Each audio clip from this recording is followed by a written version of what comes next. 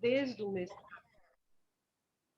Esse pensamento que veio desde o mestrado, né, e foi se acumulando, eu sempre vou recorrendo com essas páginas e tudo mais. Essa imagem é muito cara para mim, para o doutorado, foi fornecida pelo meu professor mestre Evandro Carlos Jardim, e aí em chinês ele define o que são sombras elétricas. Cinema são sombras elétricas.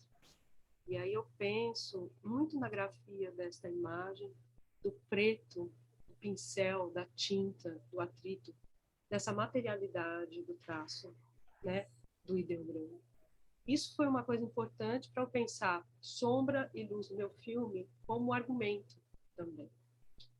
Porque essa perseguição que eu tenho pela luz, para o cinema, ela é uma coisa assim apaixonada, vamos dizer assim, né? De tentar entender como é que é a luz passando pela película. Esse é o mote, né, da minha busca. Então, esse é o desenho que eu fiz na mesa de luz, né?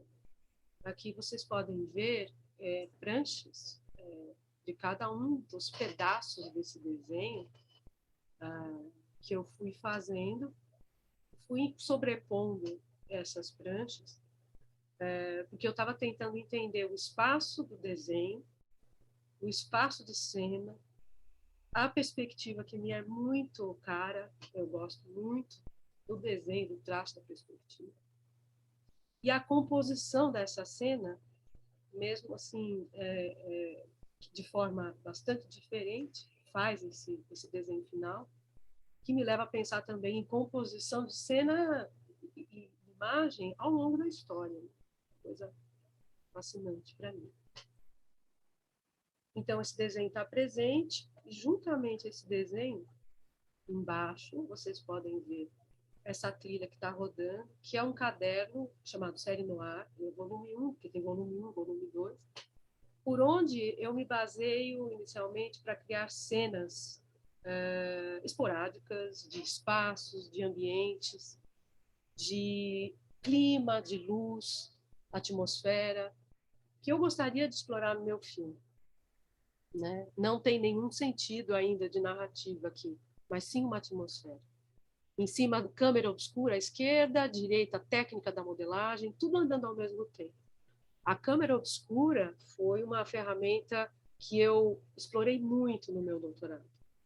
E, juntamente essa coisa do cinema, da gravura, e aí vocês veem também uma monotipia, o filme noir, são, na verdade, contatos que eu tive em vários ateliês, desde os ateliês digitais até ateliês de gravura, a gravura em metal desse automóvel. Ela foi uma gravura elaborada lá no ateliê do Sesc Pompeia, junto ao Evandro Carlos Jardim também.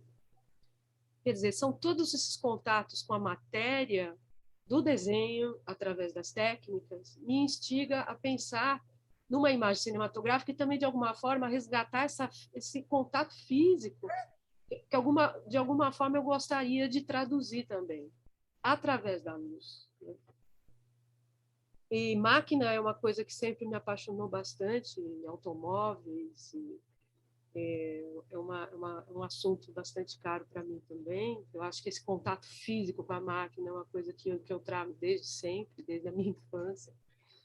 E eu resolvi, então, modelar esse automóvel. É uma Bugatti, ela é um dos elementos, um dos personagens desse filme, né? Então, eu começo a fazer testes de aplicação. Eu faço a modelagem, depois eu coloco o carro diante de um espaço possível com essas nuvens para ver como é que ele funciona. Eu acendo os faróis, eu trabalho texturas, luminosidade, qualidade dos materiais que estão nesse carro, né? A técnica de modelagem foi aperfeiçoada nesse projeto. O projeto do mestrado para cá, eu tive um estudo bastante aprofundado da técnica de modelagem, que é muito prazerosa, no sentido assim de detalhes, né? Saber usar a modelagem 3D de uma forma sintética para também otimizar o processo de geração de imagens é uma coisa importante. Voltando ao caderno Série Noir, então aqui eu pego um trecho, um dos desenhos que eu elaborei na época, e aí eu mostro para vocês um pouco do processo de criação desse cenário em 3D, com todos os tratamentos que ele pode receber de iluminação, de textura, de efeito, de produção, de imagem, de caracterização, e tento trazer ele já como se fosse uma cena em movimento, com enquadramento, com câmera. Um pedacinho também do storyboard, de uma antena, que foi super importante também um segundo personagem, vamos dizer assim, um segundo cenário, super importante. O contexto dessa antena nesse trabalho é importante também. Aqui vocês veem ela fotografada aqui atrás, vai sair a imagem, mas ela está sendo fotografada pela própria câmera obscura. Quer dizer, a câmera obscura estava sempre passeando junto nesse processo, né? Eu ia no fichário, eu ia no desenho, eu voltava, eu ia para a câmera obscura, né? Eu ia fazendo todas essas viagens, esses percursos, para mim, muito afetivos, muito importantes, para eu não perder essa sensação, o contato com o desenho, o contato com a matéria que eu gostaria de trazer, né? Por exemplo, aqui, aí continuando, um detalhe visto de cima da malha computacional e o terreno com fotografia, montagem, né? E novamente a câmera obscura. Aí, nesse momento, fotografando um frame do filme, isso é um processo que está continuando, ele continua, né? Tem o filme que eu fiz, mas ele continua. Um frame do filme fotografado pela câmera obscura. Como é que fica? Né? Essa materialidade me chama muito, me atrai muito. Né? Assim como, por exemplo, eu posso modelar através da textura, criar relevos, criar consistências de matéria através de imagens digitais, digitalizadas, vamos dizer assim, de fotografias ou de texturas chamadas as texturas procedurais, que são geradas pelos próprios softwares, né? Então, a textura também, ela entra como um elemento de relevo para dar essa materialidade à imagem, né? E no final tudo isso vai se juntando, vai se agregando, né? Iluminação, câmera, movimento, né? Aqui eu posso mostrar também alguns fragmentos de texturas de uma cenografia de uma das cidades, né? Ou então a textura da lua, que faz parte de uma das cenas do filme também, né? Tudo isso vai se agregando, vai se aglomerando, vamos dizer assim, o desejo de formar uma imagem só, que solte tudo de uma vez e que ela, de uma forma, ela passa por diversos meios, impressões, né? É o desenho mesmo, passando por todas essas técnicas e transformando essa imagem, né? Recorrendo a texto, voltando, juntando as coisas, né? E aqui, olha, à direita, embaixo, junto a essa cenografia que vocês estão vendo de fundo, né, que, de novo, é uma fotografia de câmera obscura, existe uma câmera nesse filme também, como personagem, vamos dizer assim. A câmera como desmembramento de câmeras, de pontos de vista, né, da própria câmera obscura como elemento inspirador, né, para a criação dessa câmera. Vocês veem agora em cima ensaios feitos com a câmera obscura. Eu fiz várias câmeras obscuras, né? E eu estava querendo buscar a acuidade visual que eu gostaria de ver, de tocar. É uma curiosidade que a gente tem, né? A imagem da câmera obscura, ela é maravilhosa vista com os nossos olhos. E a gente, aqui nesse trabalho, eu tento fotografar e trazer essa minha impressão o mais próximo possível do que eu estava vendo. Porque é muito difícil você buscar trazer essa imagem, mesmo com uma câmera fotográfica que você tenha regulagens e tudo mais. Né? Então, isso foi um trabalho muito fascinante, assim, que me enriqueceu profundamente nessa trajetória para a feitura do filme. Né? O contato com o Museu de Anatomia Humana também foi um momento de residência, assim também como a exposição Canteiros e Matrizes da minha irmã Paula Gabay, que fez o doutorado. Eu tive com a câmera obscura nesses lugares para fotografar. Né? E aí eu levava tudo isso para a computação gráfica. vejo que, para concluir esse momento aqui, já estou aqui no processo de conclusão, eu valorizo demais os ateliês de desenho em todos os sentidos, ateliês de gravura, ateliês de fotografia. Eu passei por muitos deles, né? Ateliês de digitais, né? Lá no Grupo Poéticas Digitais, com o Gilberto Prado, eu pude desenvolver muitas modelagens. Isso foi um prazer enorme pela experiência toda, né? Experimentação de entender como a forma se faz através dos modelos básicos, os sólidos básicos 3D, né? E, finalmente, o ateliê do Sesc Pompeia, que nem me traz uma formação muito rica e é gratificante demais, né? Então, esse espaço do ateliê a gente tenta, de alguma forma, trazer para os nossos espaços de trabalho, né? Esse pensamento do desenho sempre em continuidade, né? E essa é uma das câmeras obscuras que eu fiz, essa é uma das últimas aí, a última, na verdade, que eu trabalhei muito com muito afeto e com materiais, buscando entender todo esse processo de como a imagem se forma, né? Então, tudo isso, vou criando esses objetos, mas, de alguma forma, toda essa experiência com o ateliê, com as máquinas, e com as sensações das imagens sendo produzidas pela mecânica e pelo digital, eu crio, juntamente com toda essa experiência, esse storyboard. Ele vai se formando aos poucos, ele não se formou de uma vez, ele se forma por partes, né? Eu tendo contato com essa matéria toda, eu volto e faço um pouco mais. Eu vou pensando o porquê desses objetos no espaço do meu filme, qual é o sentido deles nessa narrativa que vai se formando, né?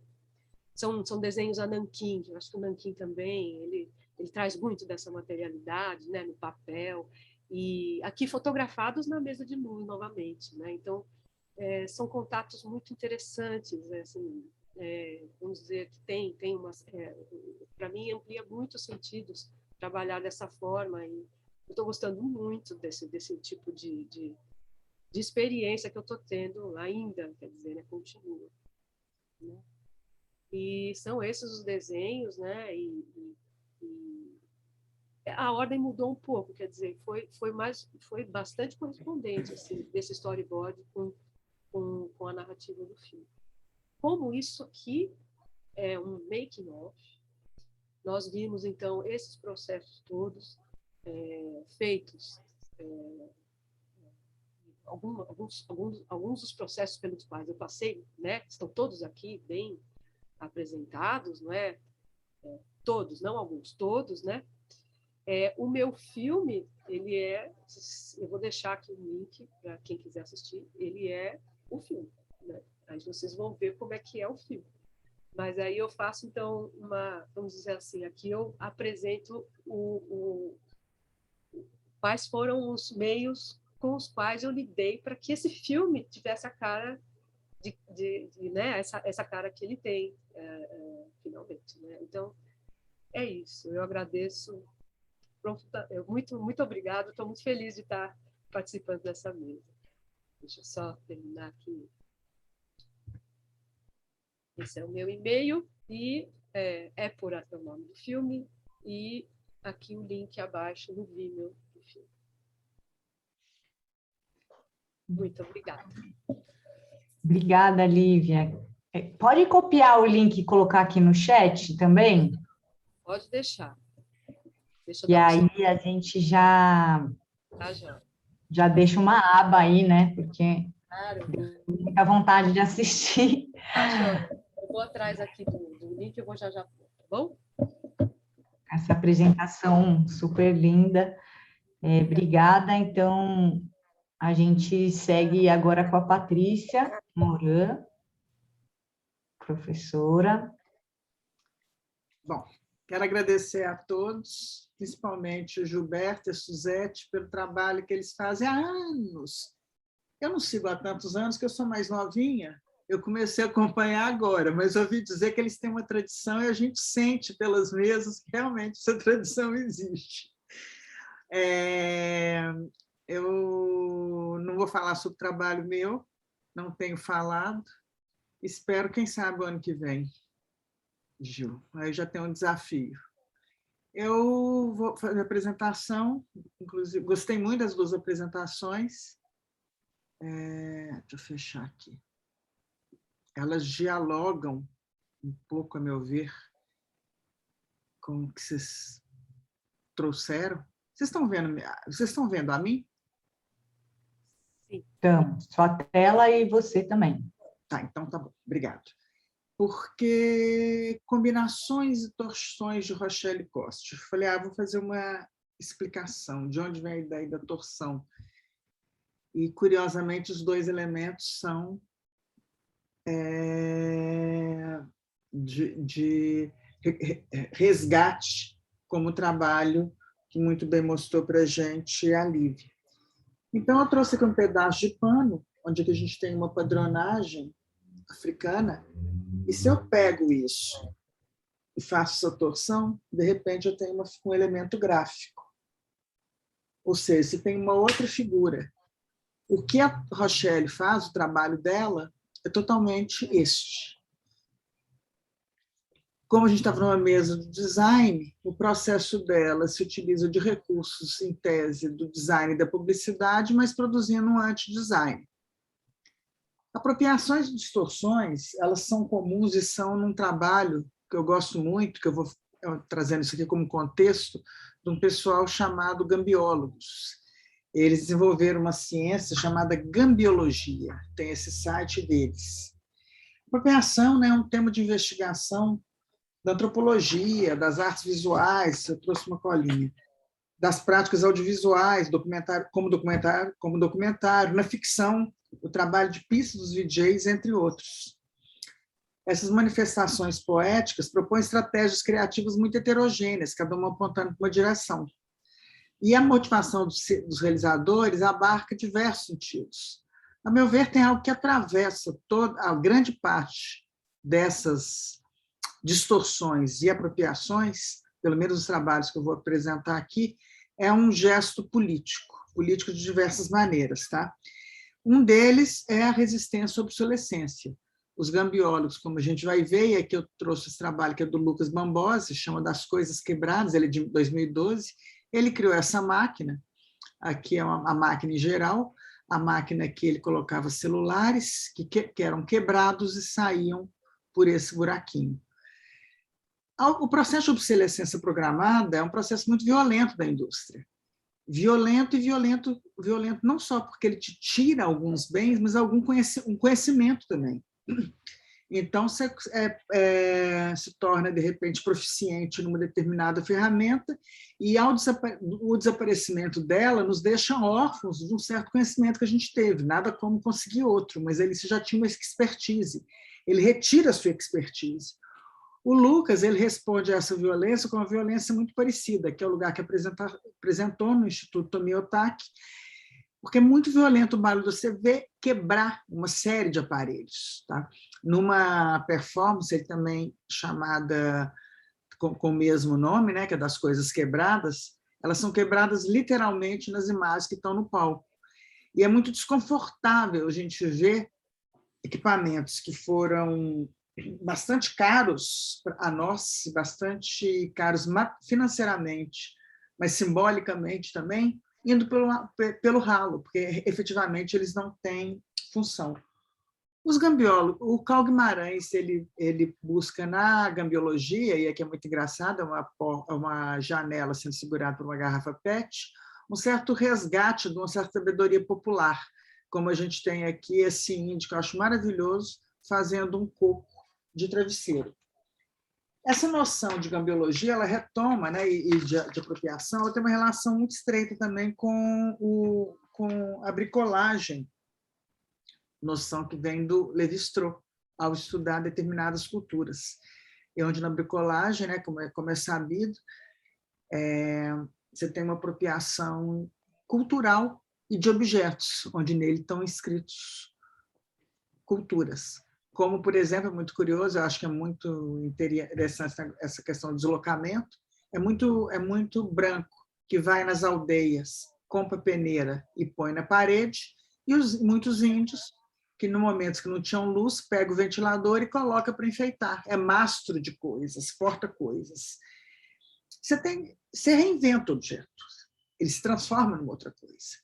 Mas tem um outro gesto, e aí eu vou fazer esse último trabalho antes de entrar na Rochelle, que se chama Ainda Estão Vivos, do Paulo Weisberg. Ele é um arquiteto mineiro, onde ele pega uma série de monitores, olha esses monitores antiquíssimos, cada um em estado de deterioração distinta, né? Então, e faz essa montagem numa galeria. Você tem cabos expostos em PC de maneira que foram conectados ao fundo, e uma bateria de LED, onde você tem essa cor vermelha, algo lúgubre, e um olho verde, outro olho magenta, outros que já não se abrem mais, esses olhos abrem e fecham, e traz uma questão muito absurda, esse abrir e fechar dos olhos, porque esses olhos já estão mortos. Parte do equipamento está morto, o abrir e fechar te enfrenta o espectador, ao público, olha para o público, chama um público de um olho que efetivamente não existe. Então, ele cria, e ao mesmo tempo, por se tratar de um olho humano, ele produz uma empatia em quem olha, sabe? Essa ação, ela, ao trazer um olho humano, ele é quase como se ele retira certos objetos do extermínio. Objetos estavam prontos a desaparecer, eles voltam numa outra série. E, a meu ver, a arte, ela tem esse poder de retirar do extermínio vidas e objetos. Tem-se falado muito de materialidade, e esse é um desses. E aí, para poder dar uma fechadinha, né, e abrir para Rochelle também, eu cito Rudolf Hartmann, que eu andei dando uma lida nele recentemente, recuperei. Toda a experiência visual é inserida num contexto de espaço-tempo, da mesma maneira que a aparência dos objetos sofre influência dos objetos vizinhos no espaço, assim também recebe influências do que viu antes. Quer dizer, o nosso olhar é contaminado. Mas admitir essas influências não é dizer que tudo que rodeia um objeto automaticamente modifica sua forma e corpo, ou levar o argumento ao extremo de que a aparência de um objeto é apenas o produto de todas as influências exercidas sobre ele.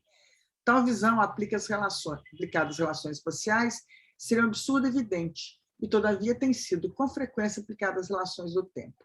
O que uma pessoa vê agora, segundo nos disseram, é somente resultado do que viu no passado. E por que eu trago isso? E aí eu gosto muito do trabalho que veio antes de mim, porque ele faz um pouco isso. O exercício da Lívia, o exercício de recuperação e de apropriação, e esse é um trabalho da Rochelle Costa, chamado Tombos. A gente vai ver que ela tem toda uma cultura calcada nisso. Na frente nós vamos ver o que ela coloca como motivação. Você tem uma acumulação de tempos e narrativas. Esse trabalho, séries, ela foi até... Na Marechal Deodoro, você tem um acervo, esse acervo de 2010, é um trabalho de 2012, e fotografou, e expôs dessa maneira, da forma que ela fotografou no próprio ateliê. Então, a gente tem toda a asepsia aqui e algo que não é da ordem do ascético nela. Vou passar uma série de trabalhos e para ver as pessoas ficar dessa maneira. Então, quando estava falando de torção, ela torce tudo. A gente tem um arquivo, essa imagem é uma imagem que já está no arquivo, e a gente pode acessar essa imagem do arquivo a partir de um arquivo. Quer dizer, é como se ela quebra, ela retorna quebrando. O negativo, que a gente poderia ver com o qual foi fotografado, né? E não, a câmera não está. Esse outro trabalho dela, gente, esse trabalho é um trabalho que ele é muito impressionante, é um trabalho que marca o início da carreira dela, e eu trouxe esse trabalho em função de... Não contei o tempo, Tati, mas eu acho que eu não vou estourar, não. Ela traz esse trabalho porque a Rochelle ela tem estrabismo. E ela no início da carreira dela, se colocava como personagem. Então, o trabalho se chama A Vesga Sou Eu. Aqui a gente tem uma caixa, que numa exposição chamada Oportunidades Óticas, é algo que ela sempre costuma discutir, para uma pessoa que teve, na tenra infância, uma dificuldade óptica, que ela era estrábica.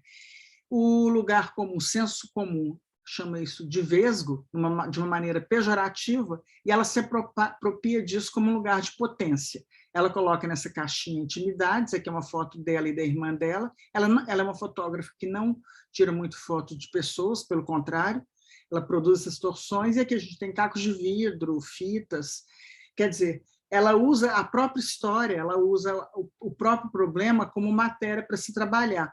Aqui também tem uma outra que é dessa mesma série, chamada Holografias Domésticas, um trabalho de 89, onde essas pastilhinhas aqui são pastilhinhas usadas muito em túmulos, e ela explora o processo de impressão, algumas são de pressão e outras de sobreposição. Então, ela quando eu falei, bom, esse trabalho deve ter, como era a mesa era do design, eu falei, eu vou trazer o low-tech, e o high-tech está no outro lugar do trabalho dela. Tá? Então, o que você tem aqui? Litogravuras, pastilhas, cerâmicas, ossos, borracha, látex e metal. O trabalho dela, metal e lente. O trabalho dela, muitas vezes, são bastante desconfortáveis. Aqui é um trabalho que ela apresentou, chamado Reprodutor, onde ela cria... E aí, de novo, sabe, nesse trabalho dela você tem um atrito entre a arte ou não arte, mas, de novo, trazendo o problema dela. Porque quando ela era criança, ela precisou de fazer uma série de exercícios para consertar os olhos dela, consertar o eixo dos olhos dela. E esse era um dos exercícios que ela tinha que fazer, e o trabalho era permitir outras pessoas desenharem, e eram expostas a esse trabalho. Aqui ela definindo o que é o trabalho, convidada a reproduzir as fotos de autoria de Germán Lorca, João Castilho, João Mondelli, Leonora de Barros, Marina Abramovic, Mauro Restivo, Rosângela Renault, Thomas Farkas e Vic Muniz, através do reflexo em vidros colocados perpendicularmente aos tampos das mesas. Os visitantes tornam-se protagonistas da instalação, já que seus desenhos, nunca iguais uns aos outros, passam a integrar o espaço em constante transformação. E aí, gente, eu queria fazer uma citação que eu encontrei maravilhosa do Arlindo Machado, o último livro dele, que ele, a meu ver, ele fecha, ele discute o eixo da visão, ele discute o lugar da visão, e o que a gente está falando aqui é de como se vê e como a visão ela é uma possibilidade, a arte é uma possibilidade de torção dessas visões. O olho é parte de mim e a imagem é parte do outro, com a visão entre nós. Então, tem o olho, a imagem e a visão, formando um quiasma, né? A visão, como notou Merleau-Ponty, é o ponto de cruzamento e reversibilidade entre o eu e o outro. O olhar como um lugar de encontro. E, ao oferecer mais ao mundo, o artista e esse artista oferecendo esse olhar, dupla inscrição do dentro e fora. O vidente e o visível funcionam em relação à visão como avesso direito.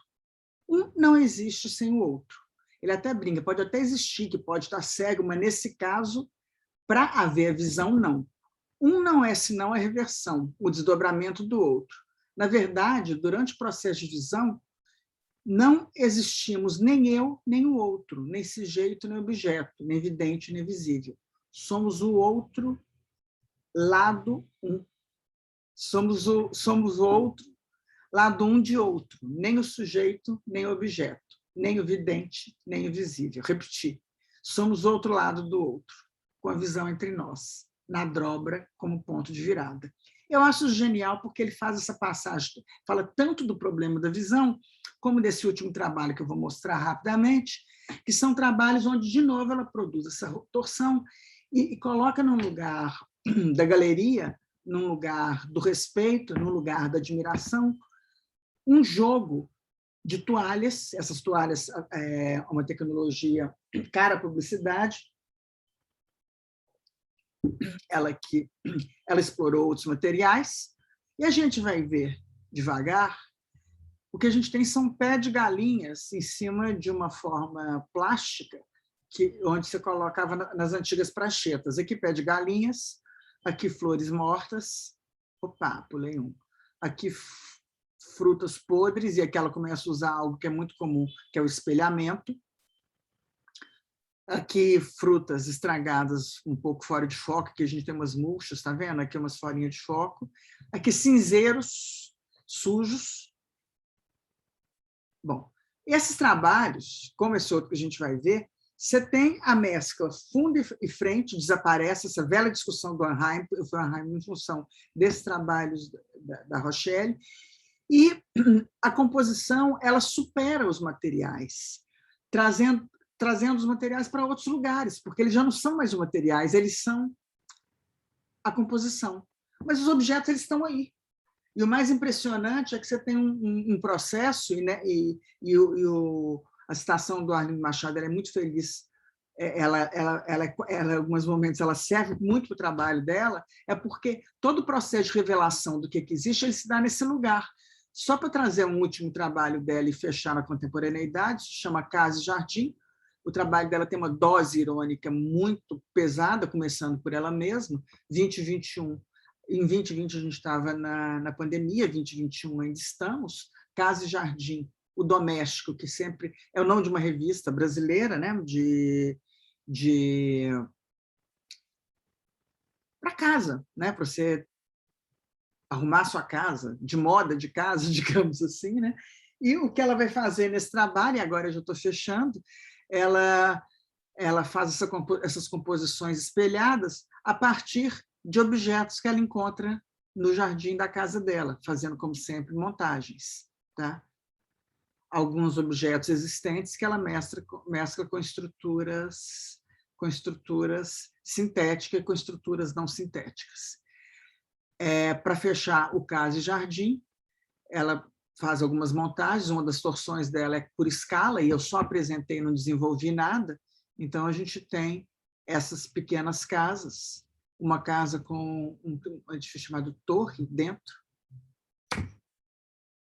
Agradeço a todos e posso falar. Eu resolvi apresentar esse trabalho, gente, porque como eu estava envolvida numa pesquisa sobre a Rochelle contemporaneamente a partir de uma pesquisa, eu falei, é o que está mais quente para mim. Então, vai ser melhor eu falar a respeito disso. Muito obrigada a todos. Muito obrigada, Tati. Fui. Muito obrigada, Patrícia. Lindíssima, né? Trabalho incrível aí da Rochelle. E perfeita, pontualíssima ali nos seus minutos. Então, tudo ótimo. Então, vou fechar aqui a mesa, né, com uma apresentação também, que foi preparada para cá. E aí, vou controlar meus 15 minutinhos aqui, para a gente ter esse tempo aí de fala depois. Então, novamente, agradecer, Gilberto, a esse encontro que está já sendo esperado, né? Está virando um encontro anual muito relevante para a gente que está nesse lugar, né, de interseção entre o audiovisual, entre a arte, o design, a tecnologia. Então, esse evento ele vem muito, uma oportunidade muito grande da gente pensar, né, esses entres, né, como chama o André Parente, então, que é muito bom preparar material e participar aí desses encontros, dessas mesas. E o trabalho que eu vou apresentar é um resultado, né, da pesquisa que eu venho fazendo após o pós-doutorado aí, então, que eu na minha continuidade de produção artística e audiovisual, e é uma proposta de analisar, né, e de discutir processos criativos e teóricos que tenham o audiovisual, né, e o processo do tempo real margeando aí o procedimento criativo, né? Então, eu utilizo esse on-trajective como uma proposta e mais uma possibilidade de refletir e analisar trabalhos tanto de outros artistas, como no próprio campo do fazer artístico, né? Então, essa expressão eu peguei numa entrevista, né, do Paul Virilio a uma revista, e que ele fala sobre como ele costuma, né, é uma revista, não é de agora, é de 91, né, essa entrevista, e ele fala como que ele costuma analisar imagens, né, e isso me bateu bastante, porque eu percebi que no meu processo artístico, eu sempre fui muito atravessada pela geografia, né, e ele observava que as imagens, elas não são estanques, né? Quando a gente olha para as imagens, isso, até quando a Patrícia terminou a fala dela, eu fiquei muito assim tocada como eu poderia, se eu tivesse contato com esse último trabalho da Rochelle, eu poderia até utilizar aqui também como uma reflexão, então, como se fosse uma continuidade de raciocínio, né? O quanto que ele vê e a citação do Arlindo, né? Achei as duas muito pertinentes aqui a essa observação do Virilio, né? Quando ele fala que ele percebe as imagens como se fosse um espaço geográfico, né? Do modo físico e filosófico também. Então, ele fala que para não tentar separar um objeto em movimento com o solo ao qual ele se desloca. Então, ele faz essa metáfora. Como que a gente vê um espaço geográfico separando esses dois fenômenos no acontecimento? Então, ele propõe, né, ele provoca o nosso olhar a enxergar dessa mesma maneira. Então, é pensar entre o sujeito e o objeto, né, entre o subjetivo sensível e o objetual fatual, né? E nisso ele fala que existe essa grande latura que é a própria trajetória, né? É o próprio trajeto. E nesse trajeto é onde esses dois esses dois pontos, eles se encontram e eles estão, né? Eles acontecem ali. Então, sendo essas trajetórias algo imaterial, sujeitas a velocidades, né, a enigmas em relação a distâncias, ele fala que existe a gente pode ser levado a reinterpretar essa trajetória, ainda mais utilizando o tempo real enquanto perspectiva nessa observação, né? E aí, quando ele fala, né, isso, ele ajuda a definir o que significa esse trajetive, né, que seria um neologismo, né, que descreve o processo dinâmico construído entre o subjetivo, né, ou sensível, e o objetivo factual, ou ainda a interface dessas relações de dualidade da paisagem durante um certo período de tempo, né?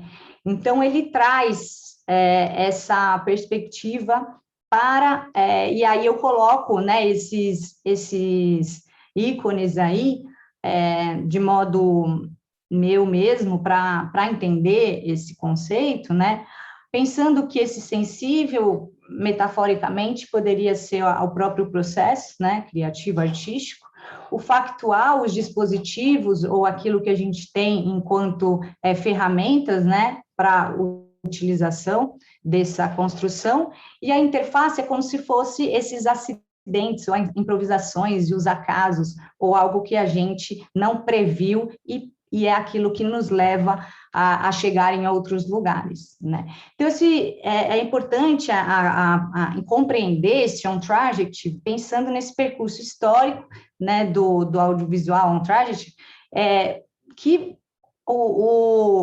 podem estar ali na trajetória da música visual ao cinema experimental, né, do happening ao live cinema, da cultura VJ ao audiovisual expandido. Então, que são práticas, né, que possuem em comum esse questionamento, né, do dispositivo, das teorias canônicas, né, e dos gêneros estabelecidos, e também a perspectiva do tempo enquanto fenômeno mais filosófico do que propriamente cronológico, né?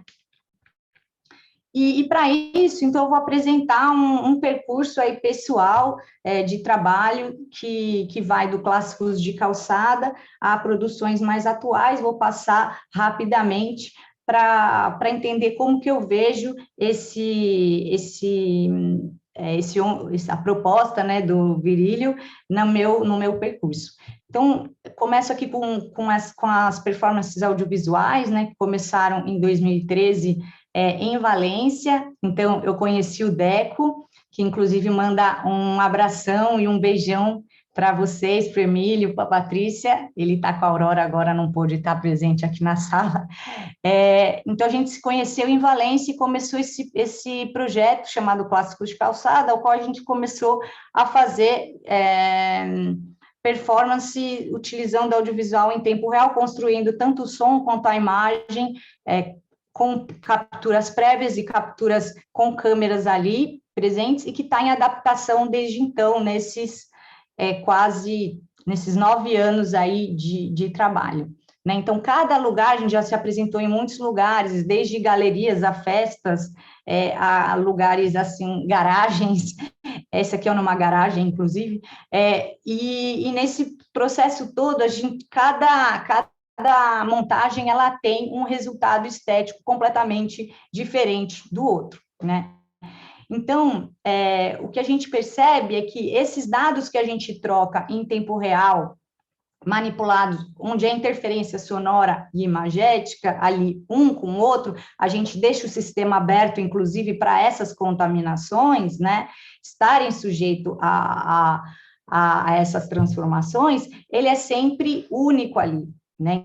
Então, a gente percebe que o trajeto é mais importante do que a gente espera. Outro trabalho que a gente fez, já passamos a fazer coisa instalativa, foi o Contemplação do Invisível na Galeria Digital do SESI, em 2016, que a gente colocou sensores ali nessa imagem do meio, em cima dos tapumes da exposição, sensores eletromagnéticos que transformavam os dados da Avenida Paulista, que tem muitas antenas, né, muitos Wi-Fi, transformavam esses dados em sons que eram colocados nesse motor que está dentro desse banco, mas que a gente não ouvia, a gente sentia pelo corpo. Então, eram traduções de informações invisíveis ali, né, naquele espaço onde as pessoas estavam transitando. E as imagens foram captadas aí ao redor desse banco, né, com uma lente macro e colocadas no prédio, e elas sofriam essas interferências eletromagnéticas também, conforme esses dados iam variando. Aí, o que a gente percebeu, né, é que é uma proposta de invalidar, né, e de fazer essa experiência diária da vida dos transeuntes, como se a Paulista caracteriza, uma das características dela é esse fluxo frenético de informação, de gente, de todo mundo está de passagem. A gente convidava para essa pausa, né, para essa contemplação, mas, ao mesmo tempo, as pessoas nunca conseguiam contemplar, porque o ruído, ele invadia essa experiência, né? Então, a gente via dessa forma esse trajeto. Outro trabalho que a gente fez durante uma residência artística chamada Rural Capes, que era muito legal, mas já se encerrou, que era numa fazenda em São José do Barreiro, da Raquel Rosalém, e ali a gente tinha que criar algo com o que existia ali que era muito conectado ao meio ambiente, né, no espaço físico e geográfico da fazenda. Então, a gente não podia levar muitas coisas, a gente tinha que construir a obra com aquilo que a gente fosse afetado ali naquela experiência. A gente tinha uma proposta, mas, e nisso a gente fez mapas mentais com jovens, né, crianças e jovens da cidade, que apontavam nesses mapas o percurso da casa para a escola. Esses mapas eram transformados nessas fitas, né, de caixinha de música, que mostravam os relevos, né, como se fosse uma metáfora desses relevos, e que no final a gente construiu essa máquina meio mambembe aí também. Lembrei da baixa tecnologia, né, que a Patrícia acabou de falar, e que a gente criou com motor. Foi uma jornada fazer essa máquina, e a gente juntou todos esses, e a gente fez um projetorzinho também ali, que iluminava o nosso percurso diário, né? O nosso trajeto era em cima outras fitas. E aqui, então, esse motor rodava a caixinha de música e esses trajetos eram transformados em sons, né? Em partituras, né? Que a gente pegou aqui o próprio software, né? Que ajuda a criar isso, um MIDI, né? No protocolo, a gente transformou nessas fitas e a gente escutava esses trajetos, né? Então, a ideia era construir, né, esses dispositivos e estar aberto a explorar as tecnologias através dessas microgeografias, né, e também há essa falta de controle aí dos dados. Então, aqui alguns outros trabalhos, né, só para mostrar que em cada um deles, a gente era provocado a desenvolver dispositivos diferentes para criar alguma conexão em relação com esses espaços, né? Se eram urbanos, se eram rurais, se eram sites específicos, se não eram, a gente estava sempre aí aberto a isso. Aqui uma obra mais recente, que foi do Pink Umbrellas Art Residence, né, da Mirella e do Moep, que eles criaram durante a pandemia, que foi algo, assim, incrível, maravilhoso, uma plataforma que ajudou a gente a continuar produzindo e refletir sobre essa condição, essa nova condição de estar e viver nesse mundo, né, dessa forma.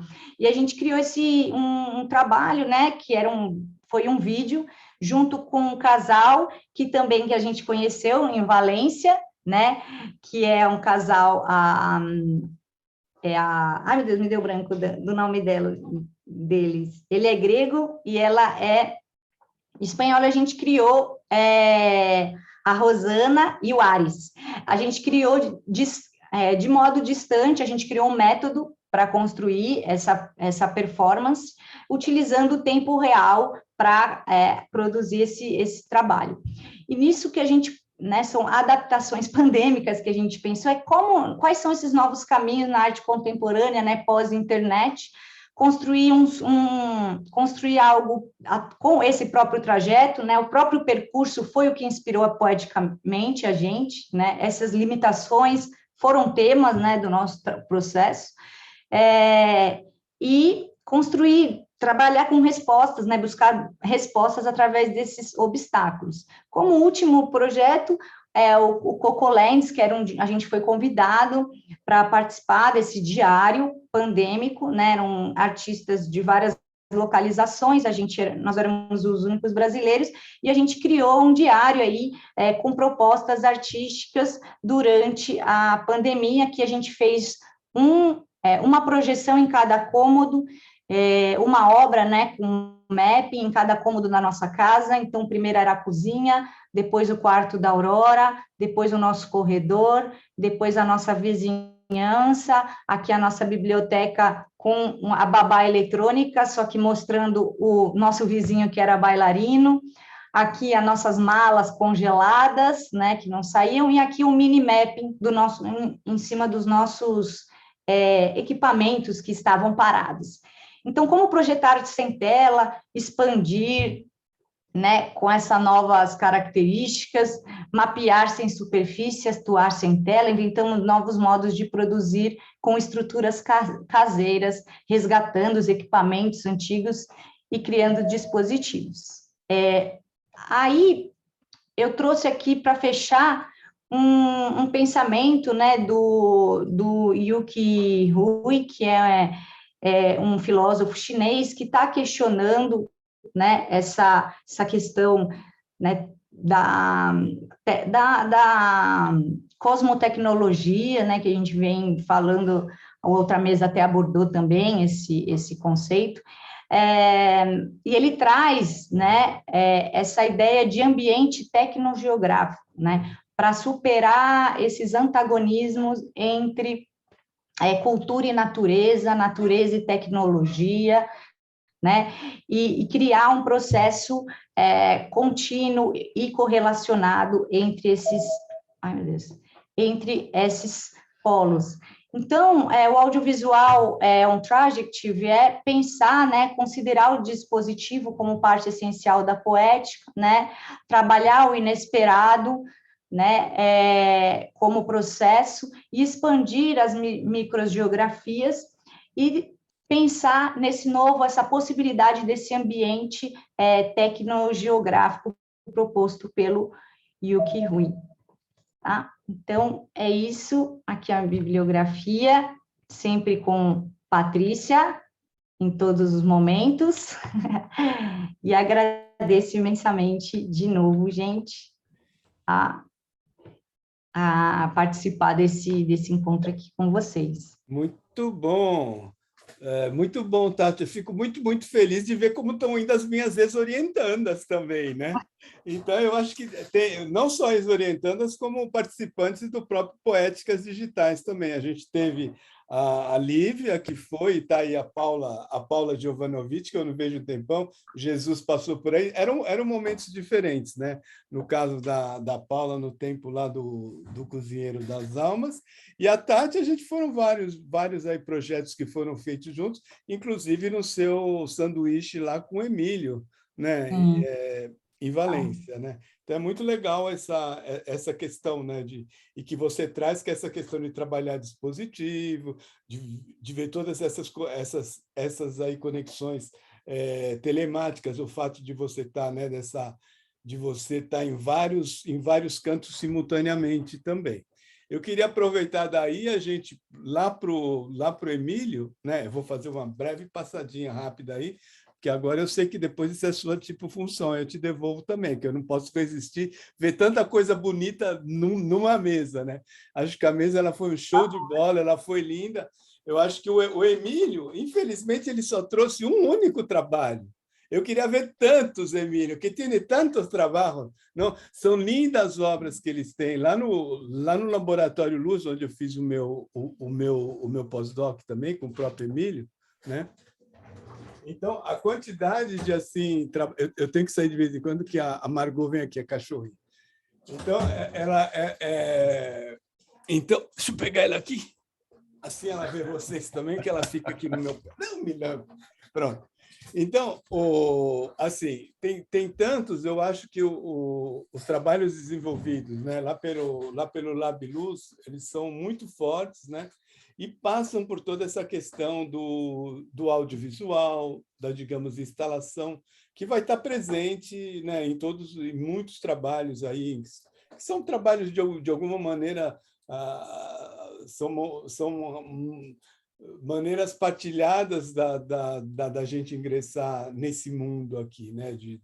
Em que a gente faz tipo instalações, em que a gente desloca, né? Em que esses participantes eles ficam deslocados pela própria cidade e pelo mundo, né? Então, uma pena, eu queria ver mais, Emílio. Quer dizer, eu já conheço um monte de Catar também, mas os outros que estão aqui, os outros presentes, acho que faz falta. A Lívia é de uma sensibilidade enorme, ela sempre foi. Aliás, dentro lá do Cozinheiro das Almas, né? Que é o nome lá do game que aí fizemos, né? Participamos, né? Alguns. Assim, ela tem esse cuidado, né? Com esse desenho, né? De transformar esse desenho, de habitar esse próprio desenho, né? Então, eu acho que essa questão dela, quando ela vai contando as histórias, né? Como se você estivesse entrando que nem naquele filme em que você entra, né? Na Rosa Púrpura do Cairo, entre outros, mas que você vai entrando no filme, né? Então, ela vai contando, ela vai fazendo, né, o desenho aí, e ela vai entrando, né? Como nessa frase linda que você trouxe lá do Evandro Carlos Jardim, né? De falar sobre essas sombras elétricas, né? Para falar isso é de uma beleza, né? E aí a gente cai lá na Patrícia. Aliás, Paty, eu estou morrendo de vontade de rever o .org que eu vi. Eu tive a oportunidade de ver o seu filme, né? Quando foi lançado aqui em São Paulo também, de estar lá na sala, tudo, que foi uma coisa bem assim bacana. E você, nessa leitura, dos trabalhos da Rochelle, eu me perguntava, mas ela não vai falar daquelas casinhas que a Rochelle uma vez exibiu, que tinha um cara que fazia essas casinhas, que eu acredito que sejam talvez as mesmas que você mostrou a sua última obra, que era um rapaz na rua, em uma dessas marginais de São Paulo, que ele fabricava essas casas e expunha, né? E ela trabalhou, então ela fez um tipo ready-made, pegou aquelas casinhas do cara, né, e levou para um espaço expositivo, e aí quer dizer, era essa pergunta que eu tinha para você, e você já matou, e disse, além disso, ela colocou os órgãos, ela colocou, né, não só os olhos, mas as vísceras, o próprio coração dentro também, né?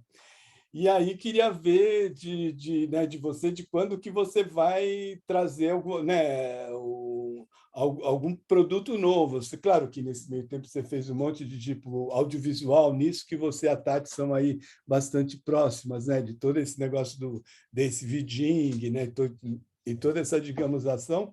Mas, enfim, eu lancei um monte de tipo questões, né, fiz uma leitura bastante rápida, mas nessa minha empolgação dessa mesa linda que vocês construíram aí, acho que foi bacana.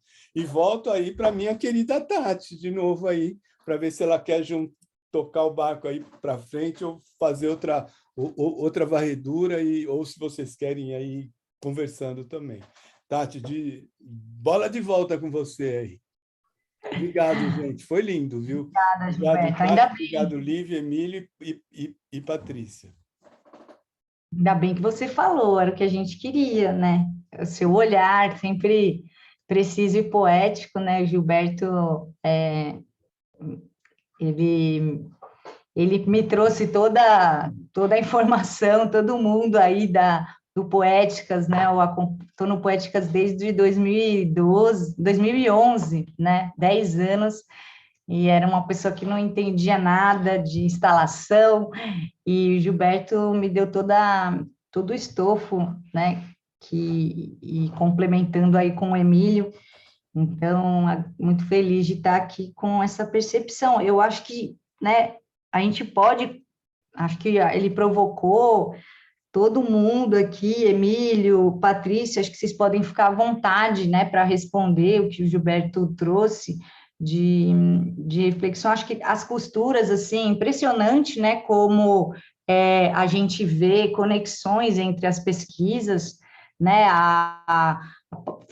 foi quase que uma continuidade de assuntos, assim, eu fiquei, assim, emocionada de ouvi-los, né, então, quando o Emílio traz os 24 frames, ele fala dessa multipantalha que simula, né, a própria película, então é o retorno aí da materialidade, a expansão, né, desse suporte.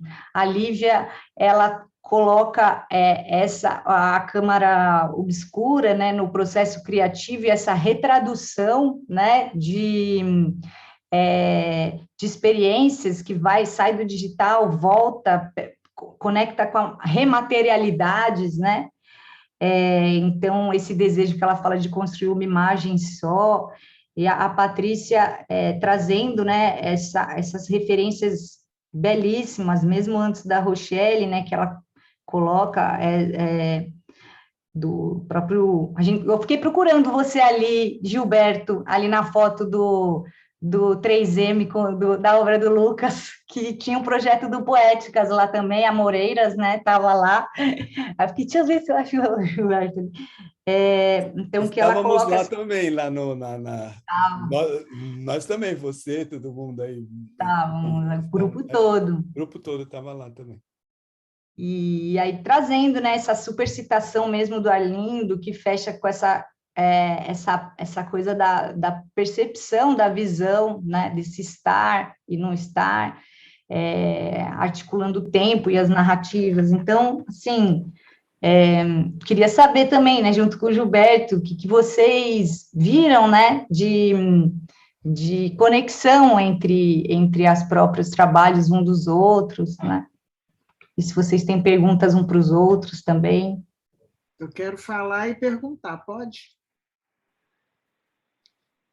Então, Gilberto é sempre uma inspiração, como já diria, vou parafrasear a Tati, parafrasear, não, vou repetir, porque foi perfeita, preciso e poético, porque a poesia é o lugar da imprecisão, e o Gilberto consegue ser os dois. Ele consegue ser poético, que é o lugar do ruído, do iconoclasmo, e preciso.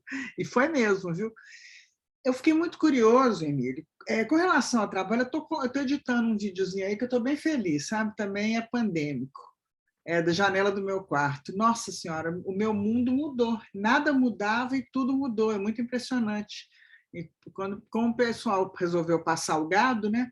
Então, destruíram casas, levantaram prédios, pessoas... Aqui na minha rua, que era uma rua pacata, virou uma animação de eventos. E aí, vamos ver. Através da janela, que é onde a gente está, né? A gente não sai mais de janelas. Emília, eu fiquei muito curiosa com o nome, eu não conhecia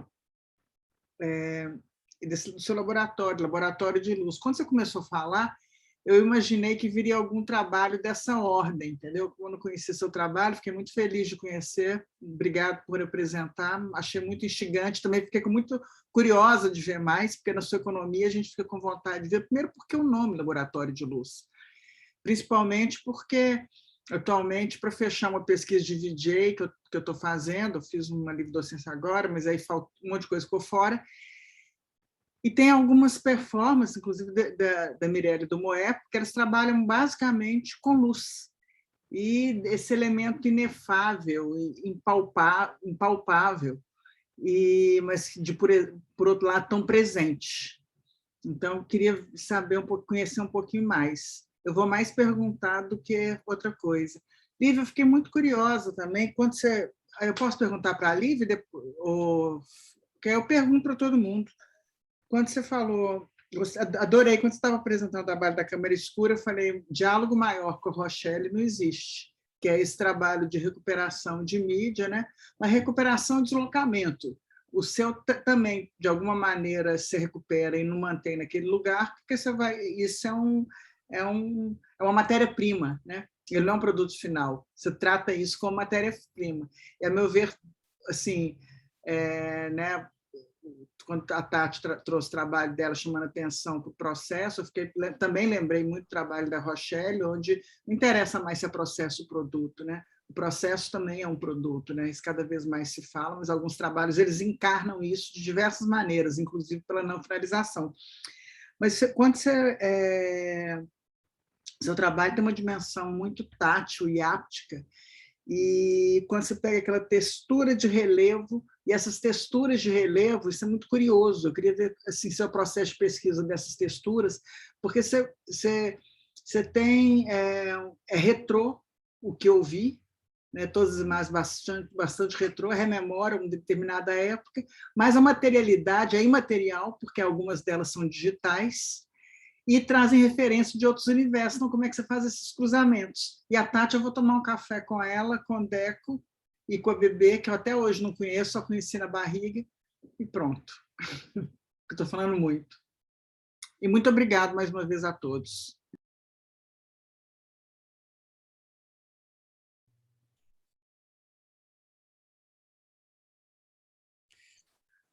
Bueno, a ver, de los trabajos que he visto, lo cierto es que me ha encantado, porque el trabajo de Tatiana ya lo conocía, de hecho lo pude ver en su momento de forma presencial, ¿no? Y me encanta esa capacidad para convertir en un acontecimiento, ¿no? Un audiovisual vivo, ¿no? En movimiento, en el que se hace aquí y ahora, ¿no? Esta especie de construcción audiovisual en el tiempo presente, ¿no? Y eso lo he disfrutado mucho. Y luego lo enlazaré un poquito con otra cosa que quería comentar. Y el trabajo de Livia no lo conocía, pero lo he podido ver en YouTube, en Vimeo. Lo he podido ver en paralelo a la... Me ha encantado, realmente me ha encantado esa imagen, ¿no? Que tiene mucho de analógico, que a nosotros nos encanta mucho también este mundo que viene de la imagen analógica y que tiene una potencia y una poética tan impresionante, ¿no? Y me ha gustado mucho. Y luego le preguntaría sobre el tema audio, ¿no? A Livia, ¿no? Como su idea de... porque ahí no he podido seguir el tema audio porque estaba en esta conversación y no quería interrumpir, pero cómo entiende ella el tema del sonido, ¿no? Que también es muy importante, o no, o a veces es importante el silencio, ¿no? Que me ha parecido que ella utiliza también, pero que es un elemento esencial en el audiovisual, ¿no? Y el trabajo que ha presentado Patricia de Rochelle Costi, que yo no conocía y me ha encantado porque he podido ver algunas cosas de ella también sobre máquinas de visión, ¿no? De artefactos, ¿no? Que me interesa mucho, ¿no? Todo ese aspecto, ¿no? Que ella ha presentado. Eso ha sido una oportunidad. En fin, acabo de ver que se ha incorporado a la conversación Ricardo Alfarra, ¿no? Que está ahora aquí con nosotros, ¿no? Y aprovecho para saludar. Hola, Emilio. Ricardo, buenas tardes, buenas tardes. Bueno, tardes. para mí ha sido un aprendizaje, ¿no? Todas las diferentes intervenciones, ¿no? Como muy bien ha resumido al final Gilberto, ¿no? Con esa especie de visión calidoscópica, ¿no? Nosotros solo hemos presentado un trabajo, ya sabes, porque como somos un grupo ya muy longevo en el tiempo, ¿no? No quería hacer esa especie como de trayectoria que, para los que no lo conocen y están presentes, procede precisamente de la imagen analógica y de esas primeras máquinas de visión, pero nos interesa mucho que esa máquina de visión poder reinventarla con las tecnologías que tenemos actualmente en el presente, ¿no? Y una cosa de este trabajo que no he comentado, pero que para nosotros ha sido muy importante, es porque este trabajo nos ha pillado justo en el tiempo de pandemia que comentaba Patricia, ¿no? Justo cuando estábamos preparándolo, aquí la pandemia obligó a que las personas nos quedáramos en nuestros domicilios durante varios meses y no podíamos vernos, ¿no? Entonces nos hemos dado cuenta, cuando hemos vuelto otra vez a un espacio más físico, la necesidad del espacio físico, ¿no? Frente a esta especie de hiperabundancia de lo virtual en el que nos encontramos, ¿no? Y que nos ofrece la oportunidad de poder hacer este encuentro hoy, ¿no? Y al mismo tiempo esa virtualidad nos hace querer y valorar más el espacio físico, el espacio expositivo, el lugar, y ser conscientes de ese espacio, ¿no? Y de alguna manera lo que queríamos hacer con nuestro trabajo era utilizar ese espacio como materia para que alimentara, ¿no? la máquina esa de visión, una especie de máquina autónoma y loca que va continuamente funcionando y tal, ¿no? Pero no he querido abusar, y además como he sido el primero, pues quería ser breve para poder precisamente ahora poder hablar un poquito más, pero no quiero extenderme nada más, ¿eh? Saludad.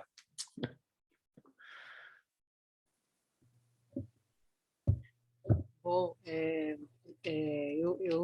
vou responder e também vou falar ao mesmo tempo da admiração de ter encontrado muitos diálogos entre os trabalhos, e eu fiquei muito, muito feliz, eu fiquei espantada, realmente, com a união que existe de ideias, talvez, que se amorfam e se transformam em trabalhos, e esse diálogo está acontecendo, assim.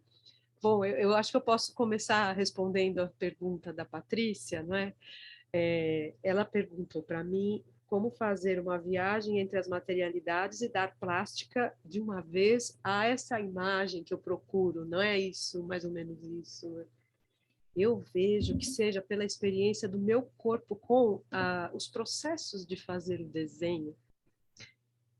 De alguma forma eu mantenho viva essa memória, mas eu sempre estou vendo o filme, eu não paro de ver, né? E de alguma forma essa paixão de ver essa película rodar tanto até não precisa ser no projetor analógico, mas pode ser através de um monitor. A gente sente esse peso, eu não sei, é uma interpretação que eu faço de um peso que a imagem carrega, de uma persistência que o cinema, a 24 quadros por segundo, tem, que é diferente da persistência da imagem a 59,94, que nós conhecemos hoje, mas eu acho que não vou comparar, não vou fazer hierarquia aqui. A gente vê muitas imagens hoje que carregam uma certa memória, essa perenidade dessas imagens que a gente conhece já há um bom tempo, né, das películas, né? Então, isso, de alguma forma, eu dialogo com essa perenidade, com essa persistência do preto e branco, do cinza, do colorido também, com as máquinas de impressão gráfica, com a tinta tipográfica, sabe? De alguma forma, essa experiência eu tive no ateliê, e até com a própria computação gráfica, ao gerar imagens e ver essas imagens em vídeo, ver em monitor e vê-las impressas também. Então, esse contato, de alguma forma, com esses materiais, eles, vamos dizer que eles configuram essa, vamos dizer assim, essa identidade. Não sei que eu respondi. Sim. E eu gostaria de, já, para comentar um pouco do trabalho que você mostrou da Rochelle e de todo esse percurso, eu queria dizer uma coisa que eu achei demais, os textos que você falou sobre o Arnheim, e aí eu tiro uma impressão muito sintética, assim, de quando um objeto toma o corpo de outro que porta um significado mais amplo. Então, existem desdobramentos que acontecem na própria imagem. Por exemplo, eu lembrei agora da última, daquela exposição da galeria, onde você mostra aquelas imagens duplicadas, por exemplo, né? Ou então da utilização das tecnologias, dos materiais mesmo, do ladrilho, da lente, de tudo aquilo que vai formando, que de alguma forma dá a ver vamos dizer assim, eu vou parafrasear o Evandro Carlos Jardim, que fala, um vir a ser que está presente, né? E que está integrado e que ele, de alguma forma, ele diz tudo de uma vez, não é? A respeito de alguma imagem que ela é uma matriz, ela caminha por todos esses lugares, por todos esses trabalhos, né? Então, eu senti isso dessas imagens que você apresentou. Certo?